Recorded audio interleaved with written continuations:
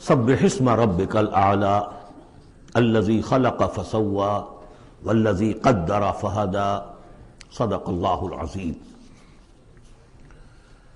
اب جو دو صورتوں کا جوڑا آ رہا ہے، سورۃ الاعلی اور سورۃ الغاشیہ، ان دونوں کے بارے میں یہ بات تو آپ میں سے بہت سے حضرات کے علم میں ہوگی کہ نبی اکرم صلی اللہ علیہ وسلم کا یہ معمول تھا کہ جمعہ اور عیدین کی نمازوں میں آپ ان صورتوں کی قرأت فرماتے تھے، پہلی رکعت میں سورۃ الاعلی، دوسری رکعت میں سورۃ الغاشیہ، اور اس کی وجہ بھی صاف سمجھ میں آ جاتی ہے، ان دونوں میں تذکیر کا حکم ہے حضور کو، فذکر انما انت مذکر فذکر ان نفعت الذکریٰ۔ تو چونکہ جمعہ اور عیدین میں خطبہ ہے، باقی نمازیں جو ہیں وہ تو صرف قرآن پڑھا جاتا ہے، لیکن یہ کہ جن نمازوں کے ساتھ خطبہ ہے اس میں وہ تذکیر ہے، یاد دہانی ہے، اور اس کے حوالے سے پھر یہ صورتیں جو ہے حضور نے صلی اللہ علیہ وسلم ان نمازوں کے لیے گویا کہ منتخب کی۔ سبح اسم ربک الاعلی، پاکی بیان کرو اپنے اس رب کے نام کی جو بہت بلند و بالا ہے۔ نام کا لفظ یہاں کیوں کہا گیا؟ اس لیے کہ ہمارا جو بھی کوئی ذہنی رشتہ ہو سکتا ہے اللہ تعالیٰ کے ساتھ، جہاں تک اس کی ذات ہے، وراء الورا ثم وراء الورا ثم وراء الورا، اس کا کوئی تصور ہمارے لیے ممکن نہیں، ہمارے تخیل سے، تصور سے، وراء الورا ثم وراء الورا، ہمارا جو بھی اس کے ساتھ ذہنی قلبی رشتہ ہے اس کے ناموں کے حوالے سے ہے۔ وَلِلَّهِ الْأَسْمَاءُ الْحُسْنَىٰ فَادْعُوهُ بِهَا، لہذا تسبیح بھی ہوگی اللہ کی، تحمید بھی ہوگی تو اللہ کے ان اسماء کے حوالے سے ہوگی۔ الذی خلق فسوی والذی قدر فہدی، یہ چار الفاظ جو ہے بہت قابل توجہ ہیں۔ جیسے کہ اس سے پہلے ہم پڑھ چکے ہیں کہ تین الفاظ میں تخلیق کے عمل کو اللہ تعالیٰ نے واضح کیا تقسیم کرتے ہوئے، هو اللہ الخالق البارئ المصور۔ ایک شے کا پہلے ایک ذہن میں نقشہ بنتا ہے، پھر اس کا بالفعل اس کو پھر باہر جو ہے اس کا وجود آتا ہے، پھر اس کے فنشنگ ٹچز ہوتے ہیں، پھر تصویر ہے اس کی۔ الخالق الباری المصور، یہ سورہ حشر کے آخر میں جو اسماء کا گلدستہ ہے سب سے بڑا قرآن حکیم میں، اس میں آخر میں یہی تین ہیں۔ یہاں چار الفاظ ہیں، خلق فسوا۔ اس کو ہم یوں سمجھ سکتے ہیں کہ ایک ہے کسی چیز کا جو اصل حیولہ ہے وہ تیار کر دیا جائے، جس کی سادہ ترین مثال یہ ہے کہ بلڈنگ ہے، اس کا سٹرکچر کھڑا ہو گیا، اب اس کے بعد تسویہ ہے، اس کی چھان پھٹک کر کے اور اس کے سنوارنا ہے، اس کو، اس کے اندر ڈیکوریشن ہے، اس کے اندر مختلف جو ہے خوبصورتی کی چیزیں پیدا کرنی ہے، یہ تسویہ ہے۔ تو تخلیق ڈھانچہ کھڑا ہو جانا، اور تسویہ پھر اس کے اندر تمام چیزوں کو بہتر سے بہتر انداز میں فنشنگ ٹچز دینا۔ والذی قدر فہدی، اب ہر شے کی جو کہ ان دو مراحل سے گزر چکی ہے، تخلیق اور تسویہ کے دو مراحل سے، اب اس کے لیے ایک اندازہ مقرر کیا جاتا ہے، اس کی کیا کیپیبلٹیز ہیں، اس کی کیا پوٹینشیلٹیز ہیں، یا یوں کہیے اس کی کیا لیمیٹیشنز ہیں۔ اب ایک انسان ہے، اشرف المخلوقات ہے، لیکن اس کی یہ لیمیٹیشن ہے کہ وہ اڑ نہیں سکتا۔ پرندہ ہے، چھوٹی سی چڑیا ہے، اڑتی پھرتی ہے۔ تو ہر ایک نوع کی لمٹس ہیں، ہر ایک نوع کے لیے اللہ تعالیٰ نے اس کی ایک تقدیر، اس کا ایک اندازہ جو ہے مقرر کر دیا ہے۔ پھر انواع کی تقدیر مقرر، انسانوں کی بھی تقدیر ہے، وہ جو میں بتا چکا ہوں، شاکلہ جو بنتا ہے، وہ جو بھی جینز آئے ہیں وہ تو اس کے گویا کہ گیون ہیں اس کے لیے، کسی کو ذہانت والے ملے ہیں، کسی کے اندر جسمانی قوت والے زیادہ ہیں، کسی میں کوئی اور وصف ہے، تو یہ بھی اس کے لیے گیون ہے، اور اس سے اس کا شاکلہ تیار ہو جاتا ہے، اس کی شخصیت کا ایک سانچہ بنتا ہے۔ اب ظاہر بات ہے کہ اس کے اندر جو بھی اب وہ محنت کرے گا، اس کے اندر اندر کرے گا، اس سانچے سے باہر نہیں نکل سکتا۔ جیسے انگریزی کی کہاوت کہہ لیجئے یا جو بھی اسے کہیں، کہ وہ کہتے ہیں کہ you can't outgrow your skin, یہ کھال جو ہے ہمارے جسم پر چڑھی ہوئی ہے، آپ کتنے ہی موٹے ہو جائیں، میں اور کتنا ہی پھیل جاؤں، لیکن کھال سے باہر تو نہیں نکلوں گا، کھال وہ پھیلتی چلی جائے گی، تو کھال کے اندر رہنا ہے۔ اسی طرح وہ جو سانچہ بن گیا ہے انسان کی شخصیت کا، نیکی کریں گے تو اسی کے اندر اندر کریں گے، بدی کریں گے تو اس کے اندر اندر کریں گے۔ اب اس کی کوانٹٹی جو ہے وہ اللہ تعالیٰ کے ہاں فیصلہ کن نہیں ہے، اللہ تعالیٰ یہ دیکھ لے گا کہ اس شخص کے اندر کتنی کیپیبلٹی تھی، اس کے حساب میں اس نے کیا کیا۔ ایک شخص 100 درجے تک جا سکتا تھا، وہ گیا ہے 50 درجے تک، ایک شخص جا ہی سکتا تھا 50 تک اور وہ 50 تک چلا گیا، تو وہ 50 تک جو ہے وہ 100% کامیاب ہو گیا اور یہ جو ہے ناکام شمار ہو جائے گا۔ تو یہی بات جو ہے میں نے وضاحت پہلے بھی کر دی تھی کہ لا یکلف اللہ نفسا الا وسعہا، کسی بھی جان کو اللہ تعالیٰ مکلف نہیں ٹھہرائے گا، رسپانسبل نہیں ٹھہرائے گا مگر اس کی وسعت کے مطابق۔ یہ انڈیویجول سا جو ہے وسعت ہر شخص کی، اس کا شاکلہ، یہ گویا کہ اس کی ذاتی تقدیر ہے۔ فہدا، چوتھی چیز ہے کہ ہر شے کا ایک اندازہ مقرر کرنے کے بعد پھر ایک جبلی ہدایت اس کو دے دی جاتی ہے، چلو ادھر۔ پہلی جبلی ہدایت ہے جس کا ذکر آ جائے گا ابھی تھوڑی دیر کے بعد۔ جبلی ہدایت جو ہے وہ ہر بکری کے اندر ہدایت ہے کہ یہ چیز تمہارے کھانے کی ہے، یہ کھانے کی نہیں ہے۔ بہترین گوشت اس کے سامنے ڈال دیجیے وہ تو نہیں کھائے گی، تو جبلی ہدایت ہے اس کی۔ اور گوشت کی اور جو ہے آپ شیر کے سامنے بہت اچھی سبزیاں ترکاریاں لا کے ڈال دیجیے، وہ دیکھے گا بھی، تھوکے گا بھی نہیں، ان کو اسے گوشت چاہیے۔ یہ ہے ہر جبلی ہدایت۔ پھر جبلی ہدایت کے اوپر پھر ہدایت کے اور مراحل ہیں جو اللہ تعالیٰ دیتا ہے، پھر وہ اپنی کتابیں نازل فرماتا ہے، اپنے نبی بھیجتا ہے۔ یہ گویا کہ ہدایت کی تکمیل ہے، ورنہ ہدایت تو بنیادی طور پر جو ہے ہر جبلت کے اندر بھی اللہ نے ودیت کر دی ہے۔ تو یہ ہر کریشن کے لیے یہ چار الفاظ جو یہاں آئے، سبح اسم ربک الاعلی الذی خلق فسوی والذی قدر فہدی والذی اخرج المرعی، وہی ہے کہ جو نکالتا ہے چارہ زمین سے، فجعلہ غثاء احوا، جو شروع میں تو گھاس اگی ہے تو بڑی خوبصورت ہریاول جو ہے، اس کے بعد وہ سیاہ پڑ جاتا ہے اور چورا چورا ہو جاتا ہے۔ سنقرئک فلا تنسى، اے نبی ہم آپ کو پڑھا دیں گے، آپ بھولیں گے نہیں۔ یہ بھی وہی بات ہے جو سورہ قیامہ میں آ چکی ہے، لا تحرک به لسانک لتعجل به ان علینا جمعہ وقرآنہ، ہمارے ذمہ ہے، آپ یہ مشقت زیادہ اپنے اوپر نہ لیں، یہ ہم کام کر دیں گے، آپ کے سینے میں اس کو جمع کر دیں گے اور پڑھوا دیں گے، ترتیب بھی بتا دیں گے۔ سنقرئک فلا تنسى الا ما شاء اللہ، سوائے اس کے جو اللہ چاہے۔ تو اگر اللہ چاہے، فرض کیجئے اس لیے بات کو واضح کرنے کے لیے، اللہ بلانا چاہے گا تو آپ لاکھ اپنی زبان کو حرکت دیتے رہیں، اللہ تعالیٰ کی قدرت سے تو آپ باہر نہیں نکل سکتے، آخر اللہ تعالیٰ قدیر ہے اللہ شے پر۔ لیکن یہ کہ یہ صرف اس امکان کو ظاہر کرنے والی بات ہے، اس کا یہ مطلب نہیں کہ اس سے یہ نکل آتا ہے کہ قرآن مجید کی کوئی آیت جو ہے اللہ نے بھلوا بھی دی محمد کو صلی اللہ علیہ وسلم۔ یہ ایسے ہی ہے، قل ان کان للرحمن ولد فانا اول العابدین، اگر اللہ کا کوئی بیٹا ہو تو سب سے پہلے میں پوجوں گا اسے۔ تو یہ اس طرح کی چیز ہے، الا ما شاء اللہ انہ یعلم الجہر وما یخفی، وہ اللہ تعالیٰ جو ہے وہ تو جانتا ہے، خواہ کوئی بلند آواز سے بات کہی جائے اور خواہ اسے چھپایا جائے۔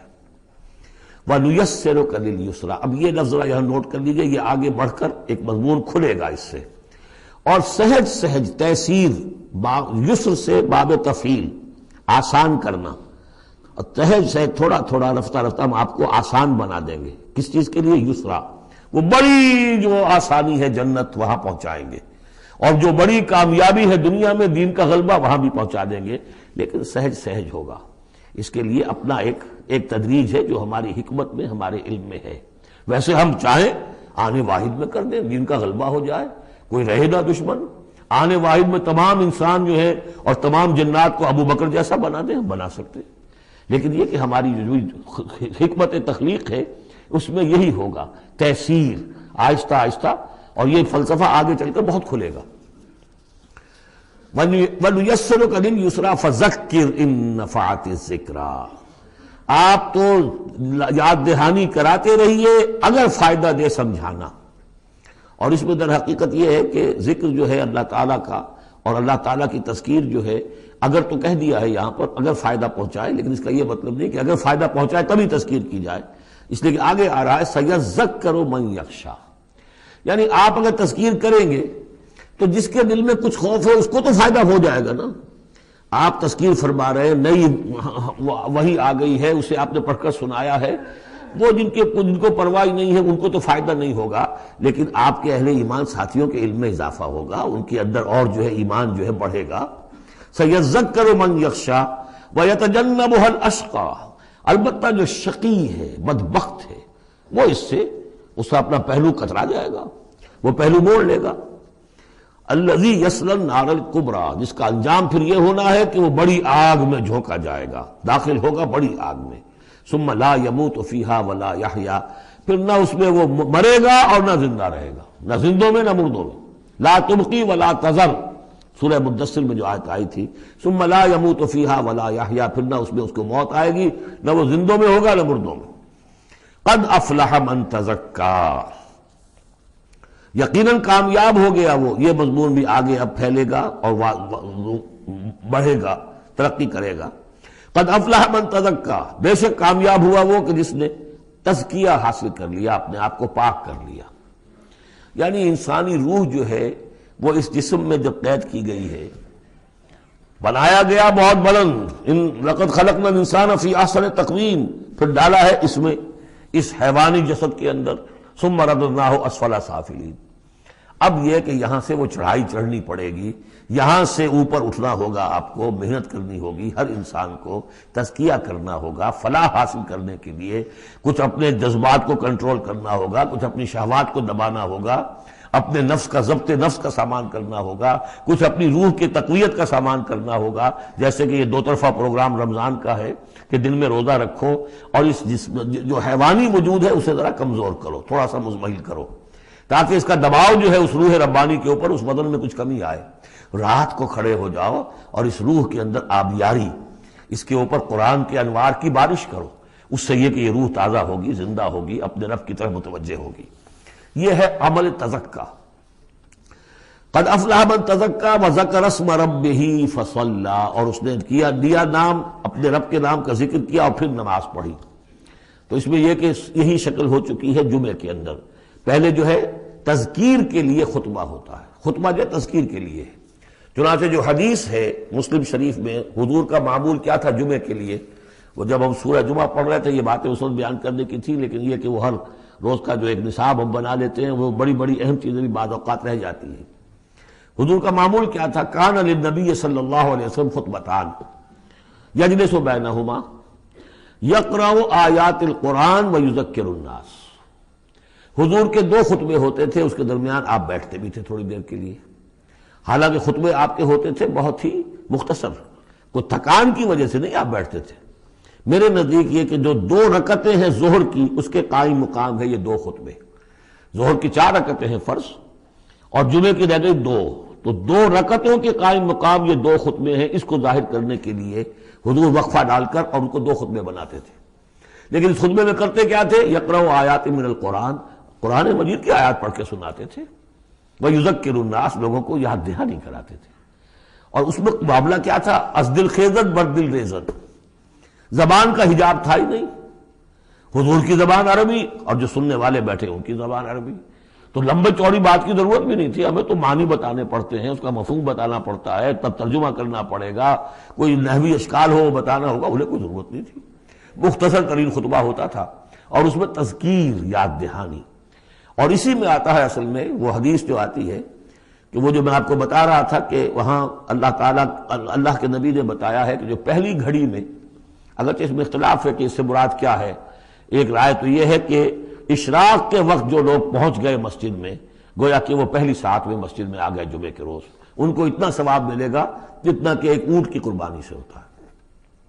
جو دوسری ساعت میں آئیں گے انہیں اتنا ثواب ملے گا جتنا ایک گائے کی قربانی کا، تیسری ساعت میں آئیں گے ان کو اتنا ثواب ملے گا جتنا ایک بکری یا میڑھا جو ہے اللہ کی راہ میں قربان کیا، چوتھی ساعت میں آئیں گے ان کے لیے ایسا ہے کہ ایک جو مرغی ہے وہ اللہ کی راہ میں صدقہ کر دی، اور جو 5ویں میں آئیں گے وہ ایسے جیسے کہ ایک انڈا اللہ کی راہ میں خیرات کر دیا۔ اس کے بعد جو آتا ہے تو جو فرشتے بیٹھے ہوتے ہیں مسجدوں کے دروازوں پر اور ان کے رجسٹر ہوتے ہیں، ان میں حاضری کا اندراج کرتے ہیں وہ، اس کے بعد جب امام کا خطاب شروع ہو جاتا ہے، لیکن وہاں خطبہ ہوتا تھا، خطاب نہیں، ہمارے ہاں تو پھر 2 چیزیں ہو گئی، ایک اردو کی تقریر پھر ایک خطبہ۔ جب امام کا خطبہ شروع ہو جاتا ہے تو اس کے بعد فرشتے اپنے رجسٹر بند کرتے ہیں، یستمعون الذکر، وہ بھی اس ذکر کو سننے میں مصروف ہو جاتے ہیں، یعنی اب جو آنے والے ہیں ان کا اندراج نہیں ہوتا۔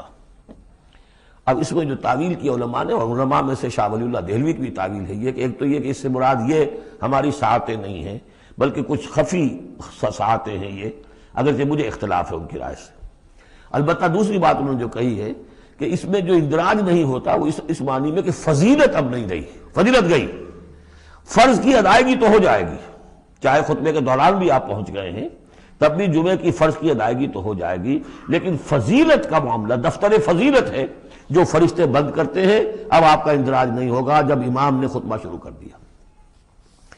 تو وہ ہے کہ ذکر اسم ربہ، پہلے خطبے میں اللہ کا نام لیا، ذکر کیا، پھر نماز پڑھی. یہ ترتیب گویا کہ جمعے کے اندر ہو رہی ہے. بل تؤثرون الحیات الدنیا، تمہارا اصل مرض کیا ہے؟ تم دنیا کی زندگی کو ترجیح دیتے ہو. اللہ اللہ خیر صلی اللہ، میں نے یہی کہا تھا نا کہ بما قدم واخر، کسے آگے رکھا کسے پیچھے رکھا، سارا فیصلہ تو اس میں ہے. مقدم آخرت ہے اور دین ہے یا دنیا ہے. یا تو آپ نے مقدم بنا دیا آخرت کو تو جتنی دنیا مل جائے اللہ کا فضل ہے، اللہ کی طرف سے دین ہے، بونس ہے. لیکن اگر آپ نے مقدم بنا دیا دنیا کو تو پھر آپ گئے. بس یہ ہے سارا کانٹے کی بات جو ہے. تو اس حوالے سے بل تؤثرون الحیات الدنیا کلا بل تحبون العاجلہ وتذرون الآخرہ. تمہارا اصل مرض یہ ہے، تم اس عاجلہ سے محبت کرتے ہو، اس کا نفع بھی نقد نقصان بھی نقد، تکلیف بھی فوراً محسوس ہو گئی اور راحت بھی فوراً محسوس ہو گئی. اور آخرت کا نفع نقصان بھی قرض ہے، ادھار ہے، اس کی تکلیف اس وقت محسوس نہیں ہو رہی. انگارے بھر رہے ہیں اپنے پیٹ کے اندر لیکن وہ انگارے اس وقت پیٹ کو جلا نہیں رہے ہیں. وہ انگارے ظاہر ہو جائیں گے قیامت کے اندر، وہ جلائیں گے اس وقت، لیکن انگارے بھر اس وقت رہے ہو. جو فرمایا کہ جو یتیموں کا مال ہڑپ کرتے ہیں ناحق طور پر، یا اولئک ما یاکلون فی بطونہم الا النار، وہ آگ بھر رہے ہیں اپنے پیٹوں کے اندر، لیکن اس وقت وہ آگ ٹھنڈی ہے، شوگر کوٹڈ ہے، اوپر اس کے انسولیشن ہے، وہ آپ کے معدے کو جلاتی نہیں جا کر، لیکن وہی ہے تو آگ. بہرحال تم ترجیح دیتے ہو دنیا کو، والآخرۃ خیر وابقیٰ، جبکہ آخرت بہتر بھی ہے اور باقی رہنے والی ہے. ان ھذا لفی الصحف الاولی، یہی بات تھی پرانے صحیفوں میں. اصل میں یوں سمجھیے کہ جو کانٹے کی بات ہے وہ یہ ہے، جو اصل شے ہے ہدایت اور ضلالت کی جو بات ہے، راز وہ یہ ہے کس کو مقدم کس کو مؤخر، دنیا یا آخرت. صحف ابراہیم اور موسیٰ، صحف اولا یعنی ابراہیم کے صحیفے اور موسیٰ کے صحیفے، ان کا ذکر پہلے بھی آیا ہے. تو موسیٰ کے صحیفے ہمیں معلوم ہے، ابراہیم کے نہیں. جیسا کہ میں نے عرض کیا، میری ایک رائے ہے کہ جو ہندوؤں کے ہے اپنشد، وہ میرے نزدیک صحف ابراہیمی کی بگڑی ہوئی بدلی ہوئی شکلیں